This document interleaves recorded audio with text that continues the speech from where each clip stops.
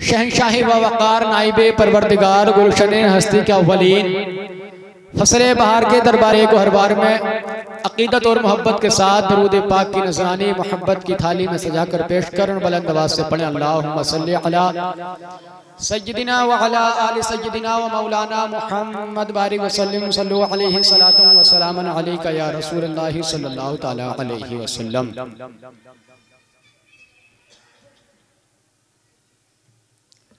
खुतबा मसनूना के बाद जिस आयत करीमा की तिलावत करने का शरफ हासिल किया रब करीम कुरान पाक में इरशाद फरमा रहा है अला इन्ना औलिया अल्लाहि ला खौफुन अलैहिम वला हुम यहज़नून। आयत पर रोशनी डालने से कबल आप सभी हजरात को जैसा कि मालूम है कि यहाँ पर जो आज का वो मुकम्मल और पूरा जो टाइम है वो सैयद मुकीमुर रहमान के लिए वक्फ कर दिया गया है। आज हजरत पूरी शान खिताबत के साथ आप हजरत के सामने अपनी इल्मी और इरफानी गुफ्तगू करेंगे और बहुत जल्द वो यहाँ पर तशरीफ लाने वाले हैं। मैं बैठा हूँ बस 20 या 25 मिनट में अपनी गुफ्तगू को इख्तिताम देकर हजरत की आमद का इंतजार कर रहे हैं और हजरत के लिए रास्ते को साफ कर दूंगा। खुतबा मसनूना के बाद जिस आयत करीमा की तिलावत करने का शरफ हासिल किया अला इन्ना औलिया अल्लाहि ला खौफुन अलैहिम वला हुम यहज़नून, उससे कबल आपको बताता चलूं कि हम जो ये महफिल मिलादे पाक मना रहे हैं, जो हम ये मजलिस मना रहे हैं, हम ये हुजूर गौसे पाक रदियल्लाहु ताला अन्हु की निस्बत से मना रहे हैं। कौन गौसे पाक? जैसे कि मैंने अभी अनाउंसमेंट में कहा था कि ताखीर ना करें, बहुत जल्द तशरीफ ले आएं। आओ आयत करीमा पर रोशनी डालने से पहले, आयत की तफासीर में जाने से पहले मैं बताऊं कि गौस का जिक्र कौन कर सकते हैं और गौस का जिक्र कौन करते हैं। आइए लोगों तारीख की रोशनी में पेश करता चलूं कि बगदाद की सरजमीन है। बगदाद की सरजमीन पर हुजूर गौसे पाक रज़ियल्लाहु ताला अन्हु एक दिन अपने मुरीद के साथ नमाज़े जुमा के लिए तशरीफ ले जा रहे हैं। आपका मुरीद है, आप नमाज़े जुमा के लिए तशरीफ ले जा रहे हैं, तो ये मामूल रहा करता था कि हुजूर गौसे पाक से मिलने वालों की, आपसे मुसाफा करने वालों की, आपसे अकीदत रखने वालों का हर वक्त हुजूम लगा रहता था। हर वक्त आपके मानने वाले आपके पास जमा रहा करते थे। लेकिन एक मर्तबा हुजूर गौसे पाक रज़ियल्लाहु ताला अन्हु जुमे की नमाज पढ़ाने के लिए जा रहे हैं और लोग हुजूर गौसे पाक को देखकर दूर से सलाम करते हैं, लेकिन कोई पास में नहीं आ रहा। बताता चलूं कि यहाँ पर कौन लोग बैठ सकते हैं?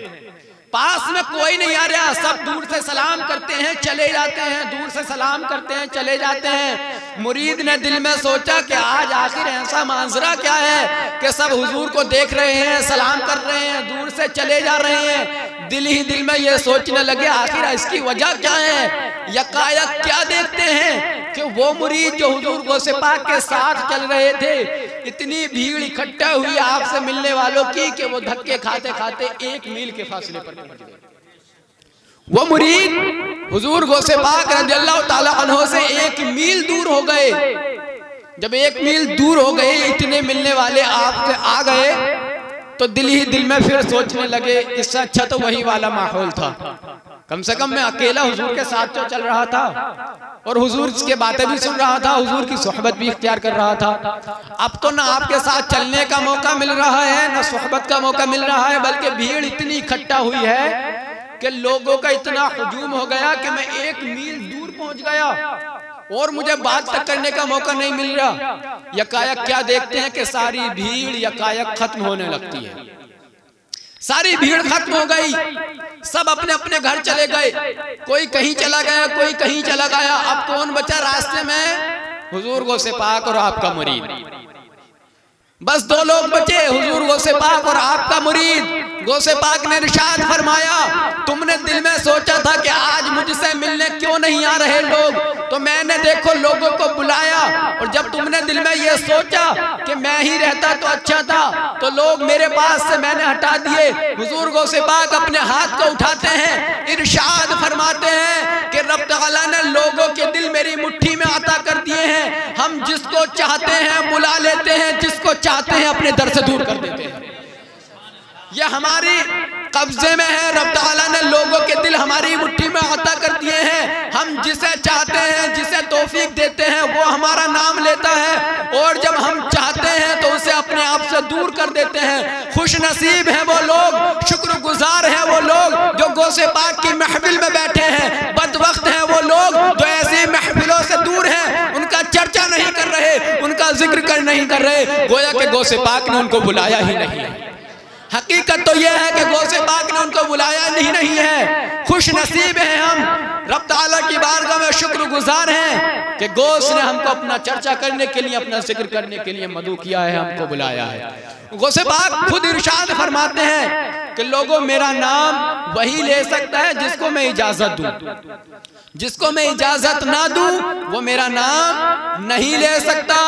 तो जब गौस की महफिल में बैठे हो, गौस का चर्चा कर रहे हो, रब ताला का शुक्रिया अदा करो कि हमें ऐसा मौका मिला है। बदबख्त हैं जो ऐसी महफिलों से दूर हैं, उनका नाम लेने से दूर हैं। क्यों? उनकी कोई कमी नहीं है, काम में मशगूल नहीं है। हकीकत तो यह है कि गौस ने बुलाया ही नहीं है।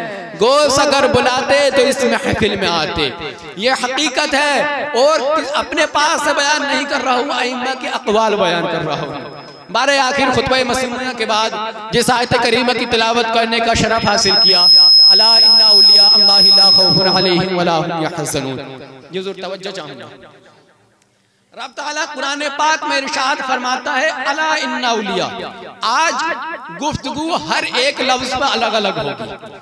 आज पूरी आयत का मुजस्समा बयान नहीं किया जाएगा, आज हर लफ्ज को अलग अलग बयान किया जाएगा। रब ताला ने कुरान पाक में इरशाद फरमाया, क्या इरशाद फरमाया? अला, अला इन्ना औलिया। अला का मतलब क्या होता है? खबरदार, होशियार। मतलब अल्लाह के जरिए से रब ताला खबरदार कर रहा है कि होशियार, खबरदार। अब दुनियावी मिसाल पेश करूं और बताता चलूं कि दुनियावी मिसाल क्यों दी जाती है। दुनिया की मिसाल इसलिए दी जाती है कि लोगों के जहन में बात आ जाए, लोग उसको समझ लें। वरना तो अल्लाह के रसूल सल्लल्लाहु अलैहि वसल्लम की तो शान तो यह है कि रब ताला कहीं ताहा, कहीं यासीन, कहीं मुज़म्मिल, कहीं मुद्दस्सिर फरमा रहा है। ये दुनिया की मिसाल सिर्फ लोगों के जहन के लिए दी जाती है कि लोगों के जहन में आ जाए। दुनिया की मिसाल देता हूँ, मेरा रब फरमाता है अला, खबरदार। कहाँ लिख रहा है? कुरान में। खबरदार और भी बहुत जगह लिखा हुआ होता है, अगरचे किसी और जबान में होता है, लेकिन लिखा हुआ क्या होता है? खबरदार। बताऊं कहाँ लिखा हुआ होता है? खंबे पर लिखा हुआ होता है, देखा होगा, लिखा हुआ होता है चेतावनी, खबरदार। 11,000 की लाइन है। क्या बताते हैं? वो खंबे पर लिखी हुई तहरीर इस बात की गवाही दे रही है, चेतावनी के जरिए लोग बता रहे हैं कि खबरदार, बिजली से फायदा जरूर उठाना, इससे फायदा जरूर हासिल करना, लेकिन इससे टकराने की कोशिश मत करना। जब दुनिया के लोग खबरदार करें और बिजली करंट लगा दें तो मेरा रब खबरदार कर रहा है, लोगों अला, खबरदार। वलियों से फायदा जरूर उठाना, इनकी मोहब्बत जरूर इख्तियार करना, इनकी महफिल जरूर सजाना, मगर इनसे टकराने की कोशिश मत करना। टकराओगे तो दुनिया और आखिरत दोनों बर्बाद हो जाएगी। सिर्फ लफ्ज़ अला पे बात हुई है अभी। मेरा रब फरमा रहा है अला, यानी खबरदार, वलियों से फायदा उठाओ, इनकी सोहबत इख्तियार करो, और इनसे टकराओगे, चेतावनी को तोड़ोगे, वार्निंग को तोड़ोगे, दुनिया और आखिरत दोनों निस्तो नाबूद हो जाएगी। आगे मेरा रब फरमाता है इन्ना। इन्ना का मतलब होता है बेशक, यानी इसमें कोई शक व शुबा की गुंजाइश नहीं। बताता चलूं, अगर जज ने शाइन कर दिए, जज लिख दे बेशक, इसमें कोई शक व शुबा की गुंजाइश नहीं, तो किसी मंत्री में यह हिम्मत नहीं है कि जज के शाइन को बदल दे। अगर थानेदार दस्तखत कर दे कि बेशक हमने इसको तहरीर को साफ कर दिया, बेशक हमने मुकदमा साफ कर दिया, किसी पुलिस वाले में हिम्मत नहीं है उसको रद्द कर दे। क्यों? क्योंकि रद्द वो करे जो पुलिस वाले से अफजल वाला हो। एक पुलिस वाला कहे कि बेशक ये बरी है, जज में हिम्मत है, जज उसको सजा भी दे सकता है, ओहदे में उससे ज्यादा है, जज तहकीकात कर सकता है। अगर जज ने कह दिया बेशक राष्ट्रपति में हिम्मत है, राष्ट्रपति बता सकता है कि जज गलत कह रहा है, उसमें ओहदा है, हिम्मत है, तो जब दुनिया का लोग बेशक कहे तो उससे उसकी कोई तब्दीली नहीं कर सकता। और बेशक कौन कह रहा है? मेरा रब कह रहा है। कहाँ कह रहा है? कुरान में कह रहा है। वो कुरान जिसके बारे में शुरू में इरशाद फरमा दिया गया, ला रैब फीह, इसमें शक व शुबा की कोई गुंजाइश नहीं। मेरा रब फरमा रहा है बेशक अल्लाह के वलियों को कोई खौफ नहीं होता। अब अल्लाह के वलियों को खौफ होता है, ये वो लोग समझे जो मर्तबे में रब से अफजल व आला है। अगर अल्लाह की तहकीक को तोड़ना है तो रब से अफजल व आला होना पड़ेगा। और रब से अफजल व आला होने की अगर तुमने सोची, दुनिया और आखिरत दोनों खराब, दुनिया और आखिरत दोनों खराब। मेरा रब फरमा रहा है अला इन्ना औलिया अल्लाह ला खौफुन अलैहिम वला हुम यहज़नून, बेशक खबरदार अल्लाह के वलियों को न कोई खौफ होता है और ना कोई गम होता है। हुजूर गौसे पाक रज़ी अल्लाह ताला अन्हु का जमाना है, गोश्त की महफिल सजी है। आइए बताता चलूं, गौसे पाक रज़ी अल्लाह ताला अन्हु एक दिन ऐसी ही महफिल सजी हुई थी, ऐसे ही तकरीर कर रहे थे और लोगों से क्या बता रहे थे कि लोगों जो होना है वो होकर रहेगा। यानी कि आप तकदीर के ऊपर बयान कर रहे थे कि जो किस्मत में लिखा हुआ है वो होकर रहेगा, उसे कोई टालने वाला नहीं है। आप लोगों के सामने इस बात को बयान कर रहे हैं, यकायक छत पे से एक बहुत बड़ा अजदहा नीचे गिरता है, अपने फन को खड़ा करता है, गौसे पाक के सामने आकर खड़ा हो जाता है। गौसे पाक ने अपनी तकरीर को बंद नहीं किया, वो अजदहा चलता है, गोश्त के कुर्ते से घुसकर गोश्त की कमीज पर आ जाता है, कांधे पर बैठ जाता है। गोश्त ने अपने बयान को बंद नहीं किया, उतरता है, फिर सामने आता है, फुंकारे लगाता है। गोश्त ने बयान को बंद नहीं किया, सामने फन को लेकर खड़ा हो गया। गौसे पाक ने बयान को बंद नहीं किया। सांप ने अपनी जुबान में कहा, ऐ गौसे आजम, तुम अल्लाह के ऐसे मुकद्दस वली हो, इससे पहले 70,000 वलियों को इस तरीके से डरा चुका हूँ। तुम ऐसे वली हो कि ना जाहिर में ना बातिन में जर्रा बराबर भी तुम डरे नहीं हो। सांप बता रहा है कि अल्लाह के वलियों को ना कोई डर होता है ना कोई खौफ होता है, वो बेखौफ होते हैं। हम अपनी महफिल का मुलाहिजा लें, अगर यहाँ पर कोई सांप आ जाए, तकरीर करना तो दूर की बात, सब अपने अपने बिस्तरे को समाट लेंगे। गोया के तहकीक हो गई, अल्लाह के वलियों को ना कोई खौफ होता है और ना कोई गम।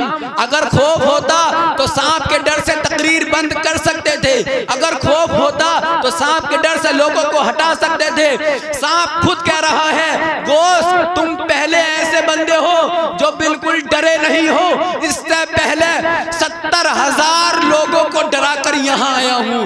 गोश्त तुम अल्लाह के ऐसे मुकद्दस वली हो, ना जाहिर में ना बातिन में जर्रा बराबर भी तुम्हारे दिल में डर या खौफ नहीं आया है। अजदहे से, सांप से कौन नहीं डरता मेरे भाई? सब डरते हैं, लेकिन कैसे डरते? रब फरमा रहा है कि अल्लाह के वलियों को ना कोई खौफ होता है और ना कोई गम। अब अल्लाह के वली अगर डरे तो फिर कुरान के खिलाफ हो रहा है। मेरा रब फरमाता है खौफ और गम उन्हें नहीं होता, ना दुनिया का ना आखिरत का। क्यों? मेरा रब फरमाता है कि हम उनके दुनिया और आखिरत की जिंदगी के मददगार बन गए हैं। अरे जिसकी जिंदगी का मददगार हुजूर गौसे पाक मेरा रब बन जाए तो समझो कि उसको खौफ और गम हो सकता है। एक बड़े ओहदे वाला हमसे कह दे डरना मत, मैं तेरे साथ खड़ा हूँ, तो वो दुनिया में किसी से डरता नहीं। और जिससे मेरा रब कह दे कि डरना मत, मैं तेरी दुनिया की और जिंदगी आखिरी का मददगार हूँ, तो लोगों जिंदगी देने वाला मेरा रब, लोगों आखिरत में हिसाब करने वाला मेरा रब, जब वो रब ही अल्लाह के वलियों का मददगार बन जाता है तो क्या उन वलियों को किसी चीज का डर हो सकता है? अल्लाहु अकबर, अल्लाहु अकबर, या रसूलल्लाह।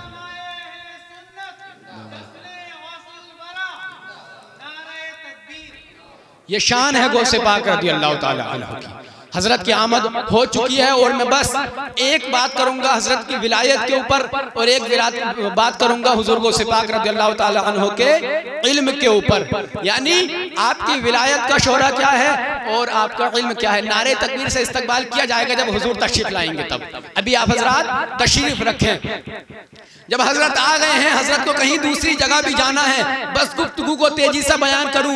मैं बयान करना ये चाहता हूं लोगों, हुजूर गौसे पाक रज़ियल्लाहु ताला अन्हो ने नबी करीम सल्लल्लाहु अलैहि वसल्लम पर अगर किसी ने उंगली उठाने की कोशिश की तो उसका जवाब अपनी करामत से दिया। जवाब काहे से दिया? अपनी करामत से। वाकई आपने बहुत सुना होगा, अक्सर सुना होगा कि एक ईसाई ने जो कहा था कि हमारे नबी बेहतर हैं, तुम्हारे नबी ने मुर्दों को जिंदा नहीं किया। तो गौसे पाक ने मुर्दा जिंदा करके दिखाया था? नहीं दिखाया था। सब लोगों ने पढ़ा है, सुना है। यही बयान करना चाहता हूं कि गौसे पाक रज़ियल्लाहु ताला अन्हो ने हुजूर पर उठने वाली हर उंगली का जवाब अपनी करामत से दिया। उस ईसाई ने उंगली उठाई, उसको मुर्दा जिंदा करके दिखा दिया। एक शख्स और था, आपका मानने वाला था, आपका अकीदा रखने वाला था, लेकिन उसे परेशानी ये थी वो हुजूर को हाजिर और नाजिर नहीं मानता था। हाजिर और नाजिर का मतलब होता है कि हुजूर हर जगह हाजिर हैं और हर चीज को देख रहे हैं। यानी कि हुजूर हर जगह हाजिर हैं, हर चीज को देख रहे हैं। बात तवज्जो से सुनेंगे तभी समझ में आएगी। मोटा मोटा सुन लेंगे, हाथ फेंकने वाला वो तो समझ में आ जाएगा, पूरी बात सुनोगे तो समझ में आएगी। तवज्जो रखो। वो क्या नहीं मानता था आपका मुरीद? हुजूर को हाजिर और नाजिर नहीं मानता था। आज के दौर में भी कुछ लोग चले आ रहे हैं, हुजूर को हाजिर और नाजिर नहीं मानते। उनसे कहो जाए हुजूर हर जगह हाजिर हैं, हुजूर हर चीज को देख रहे हैं, पेट में दुखन होने लगती है, वो इस बात को नहीं मानते। आप खुद फैसला कर दें, अगर हकीकत बात हो तब हाँ बोले, हकीकत नहीं हो, जरा सा भी बात में मेरी शक लगे, मना कर दें कि हमें थोड़ा शक लग रहा है।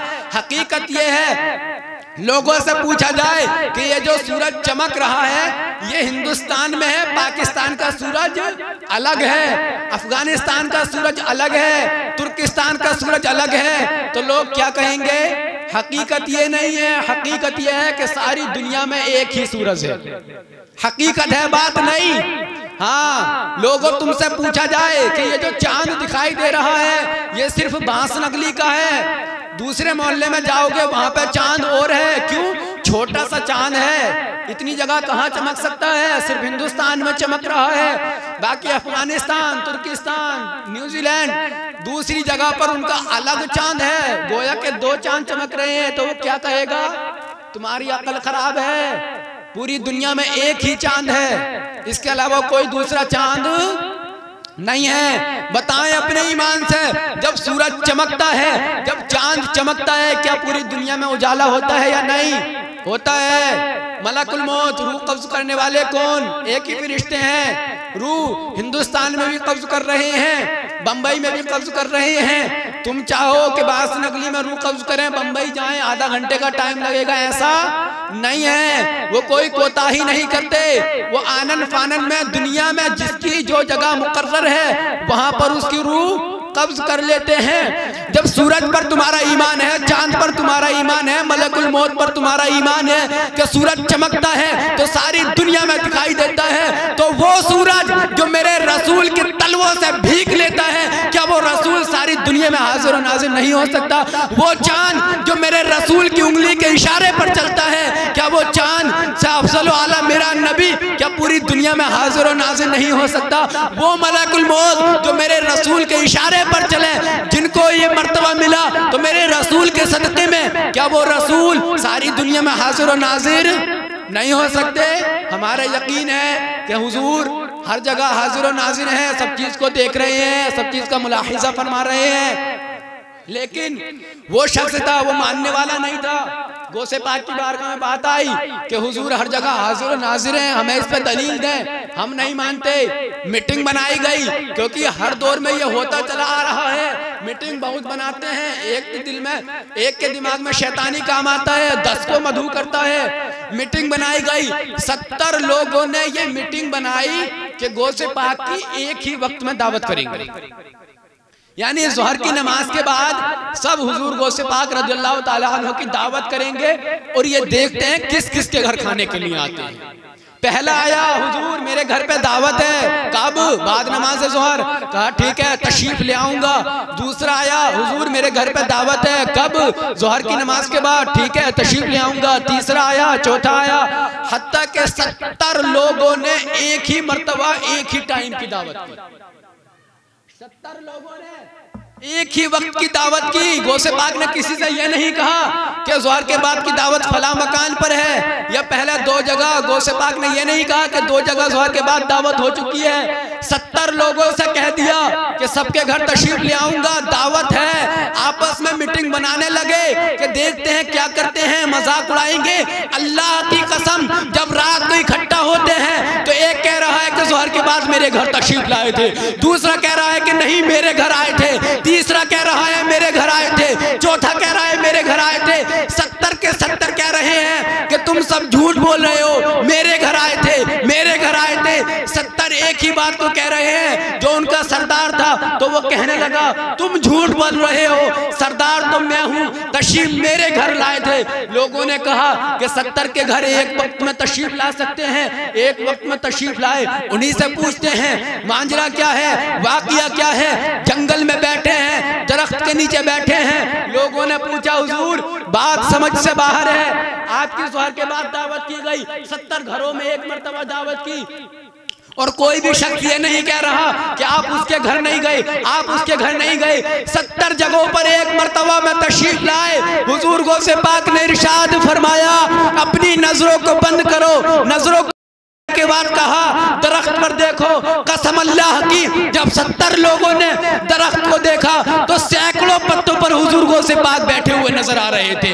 दरख्त के हर पत्ते पर गौसे पाक बैठे हुए नजर आ रहे थे। इरशाद फरमाते हैं जब गौसे पाक उनका उम्मती, उनका गुलाम, उनका लाडला एक ही वक्त में 70 जगह पर जा सकता है और किसी को शक व शुबा नहीं हुआ तो क्या वो रसूल हर जगह हाजिर और नाजिर नहीं हो सकता? क्या वो रसूल हर जगह मौजूद नहीं है? क्या वो रसूल हर चीज को देख नहीं रहा है? गोया के कदमों में गिर गए, हुजूर कलमा पढ़ाएं, हुजूर तौबा कराएं। हमने रसूल को हाजिर और नाजिर मान लिया है। हकीकत बयान कर रहा हूं, समझ में आ रहा है जी। हुजूर गौसे पाक रज़ी अल्लाह ताला अन्हु ने अपनी हर हुजूर सल्लल्लाहु अलैहि वसल्लम की उंगली पर उठने वाले जवाब अपनी करामत से दिया। कोशिश करता हूँ जितनी देर भी बैठूं कुछ नया सुनाऊं, पुराना सुनाऊंगा लोग सुनते जरूर हैं, तवज्जो कम हो जाती है। नया सुनाने की कोशिश करता हूँ। हुजूर गौसे पाक रज़ी अल्लाह ताला अन्हु ने 70 जगह पर एक मर्तबा में तशरीफ ले गए। अगर आज के इनसे कह दिया जाए कि 2 जगह पर दावत है तो कहेंगे तुम्हारे घर आ जाऊंगा, तुम टिफिन ले जाना। एक जगह पहुंचाऊंगा, तुम टिफिन ले जाना। अरे तुम 2 जगह नहीं जा सकते, मेरे रसूल पर उंगली उठाने चले हो। 2 जगह दावत में एक साथ जा नहीं सकते, मेरे गोश्त पर उंगली उठाने चले हो। वो रसूल जो हर लम्हा हमारी जानों से ज्यादा हमारे साथ करीब है। हुजूर इरशाद फरमाते हैं लोगों मैं तुम्हारी जानों से ज्यादा तुम्हारे करीब हूं।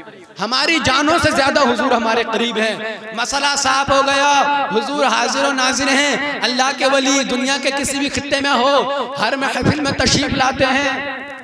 लेकिन आज तक गौसे पाक की करामतें सुनी थी मौलाना से तकरीरों में। हजरत अभी पूरा गुफ्तगू करेंगे इस चीज के ऊपर। करामतों को सुनते चले आ रहे हैं, सोच रहे हैं क्या सिर्फ करामतें दिखाते हैं। इल्म कितना था आपके पास? इल्म की बात बताऊं, आपके इल्म के ऊपर अगर गुफ्तगू की जाए तो वक्त बहुत हो जाएगा। इल्म क्या था? वाकया सुना होगा, हाजी जी वाकया सुना होगा आसिफ बिन बरखिया का। तख्त उठा लाए थे ना पलक झपकने से पहले, सुना है? हाँ। उसके बाद आसिफ बिन बरखिया ने तख्त उठाया।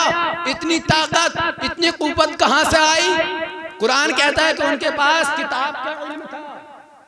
किस चीज का इल्म था? किताब का। कौन सी किताब का? ज़बूर का। और हुजूर गौसे पाक के पास किस चीज का इल्म था?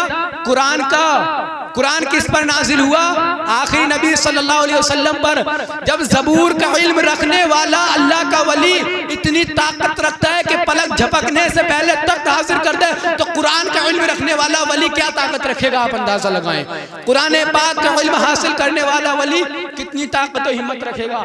आखिरी बात बयान करूं, आपके इल्म का क्या आलम था। हजरत इब्नुल जोजी, अल्लामा इब्नुल जोजी बयान करते हैं लोगों तवज्जो से सुनो, कौन इब्नुल जोजी? वो इब्नुल जोजी कि जिनकी जरह तादील, जिनकी तनकीद से बड़े बड़े मुहद्दिस भी नहीं बच पाए, जिनकी तनकीद से बड़े बड़े अल्लामा नहीं बच पाए, वो इब्नुल जोजी हर अल्लामा पर, हर मुहद्दिस पर तनकीद करते आए हैं। यहाँ तक कि इमाम बुखारी के ऊपर पूरी एक किताब लिख डाली तनकीद पर, जरह तादील पर। हुजूर गौसे पाक के बारे में भी कुछ कह रहे थे। आपके मुरीद ने कहा, क्या गौसे पाक को कभी देखा है? कहने लगे देखा तो नहीं है। क्या गौसे पाक की कभी मजलिस को सुना है? इब्नुल जोजी कहने लगे सुना नहीं है। बोले चलो आज गौसे पाक से मिलाता हूँ। इब्नुल जोजी इतने बड़े अल्लामा, इतने बड़े फहामा थे कि आपके इल्म का यह आलम था कि बड़े से बड़ा इल्म वाला आपके सामने रुकने की हिम्मत नहीं करता था। आपका मुरीद कहने लगा हुजूर गौसे पाक का चलो आज अपने गौसे पाक से मिलाता हूँ। इब्नुल जोजी आकर एक कोने में बैठ गए। गौसे पाक ने कारी कुरान से कहा किरात शुरू की जाए। कारी ने किरात की, गौसे पाक ने तफसीर बयान की। आयत पढ़ी गई, तफसीर बयान की गई। आपका मुरीद इब्नुल जोजी की तरफ देखता है। इब्नुल जोजी कहते हैं हाँ ये मुझे पता है, इसके बारे में जानता हूँ। दूसरी तफसीर बयान की गौसे पाक ने। इब्नुल जोजी ने कहा इसके बारे में भी मालूम है। तीसरी तफसीर बयान की हुजूर गौसे पाक ने। इब्नुल जोजी मुस्कुरा रहे हैं, कह रहे हैं कि इसके बारे में भी मालूम है। हत्ता के हुजूर गौसे पाक रज़ी अल्लाह ताला अन्हु ने एक आयत की 11 तफसीरें बयान की। एक ही आयत की 11 तफसीरें बयान की। इब्नुल जोजी कहते हैं कि हाँ मालूम है। जब 12वीं तफसीर बयान की इब्नुल जोजी का सर झुक गया। कहा 11 तक मालूम है, 12 का पता नहीं है। 12वीं बयान की, 13वीं बयान की, 14वीं बयान की। आपने तफसीरों को बयान करना शुरू कर दिया। हत्ता के 40 तफसीरें एक ही आयत की बयान की। इब्नुल जोजी ने गर्दन को झुका दिया। कहा इतना इल्म आज तक नहीं देखा। गौसे पाक ने कहा ये तो हाल की बात थी, काल की तरफ आओ। मजमे पर वज्द जारी हुआ, लोग बेहोश हो गए, लोग खाका गिरने लगे। अल्लाह, नारे तकबीर, नारे रिसालत।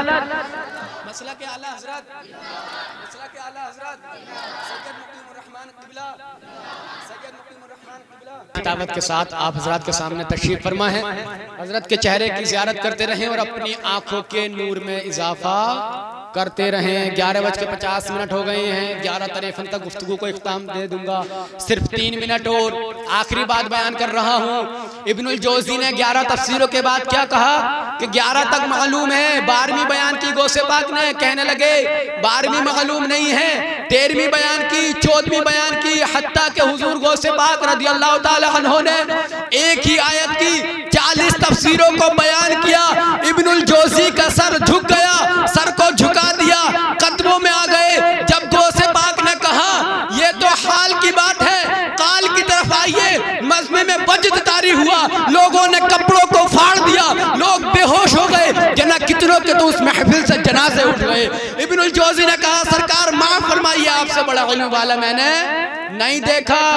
वो इब्नुल जोजी कह रहे हैं जब आप बयान फरमाया करते थे हुजूर गौसे पाक रज़ी अल्लाह ताला अन्हु 70,000 का मजमा इसी तरह से आवाज सुनता था जिस तरीके से पहले वाले सुन रहे हैं। गोया के जितने बड़े, जितने मुक़द्दस वली हैं, इतने ही इल्म वाले भी हैं। आपके इल्म की शान बहुत अफजल आला है। अपने दौर में आपने इल्म के ऐसे डंके बजाए कि जब बड़े बड़े अल्लामा अपनी जबान खोलने से कासिर थे, अपनी जबान खोलने से आजिज थे, तब आपने आकर अपने इल्म के डंके बजाए। आपने लोगों को समझाया, लोगों को हकीरा दिखाई। अब हजरत जब पूरी शानो खिताबत के साथ आप हजरत के सामने तशरीफ फरमा है तो मेरी क्या शान के आले रसूल के सामने मैं कुछ अर्ज़ मारूज कर सकूं। बस वो तो गोश्त की शान थी जो मैंने बयान कर दी। मेरी ज़बान इस काबिल नहीं है कि हजरत के सामने कुछ बयान कर सकूं।